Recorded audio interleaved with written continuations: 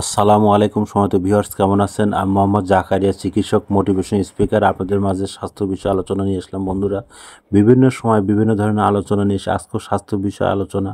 বন্ধুরা, অনেকে কমেন্ট বক্সে কমেন্ট করেছে যে ইদানিং বিভিন্ন ধরনের নেশা করলে কী ধরনের ক্ষতি হতে পারে। তো বন্ধুরা, বিভিন্ন ধরনের নেশা করলে কী ধরনের ক্ষতি হতে পারে, এই ভিডিওটা প্রথম থেকে শুরু করে শেষ পর্যন্ত না টেনে অবশ্যই শুনবো। প্রথমে একটি লাইক দেবো, সাবস্ক্রাইব করবো, নোটিফিকেশন অন করব, পেজে ফলো দিব, তাহলে স্বাস্থ্য সম্পর্কে নোটিফিকেশন আপনাদের কাছে পৌঁছে যাবে।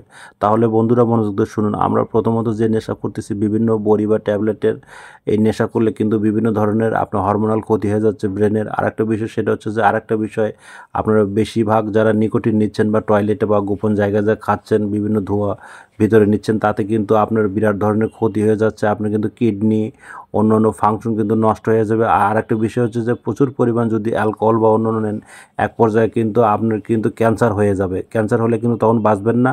তো বন্ধুরা, নিজেকে ভালোবাসুন, সুস্থ রাখার চেষ্টা করুন। এতক্ষণ মনোযোগ সহকারে দেখার জন্য আপনাদের সবাইকে থ্যাংক ইউ, সবাইকে ধন্যবাদ।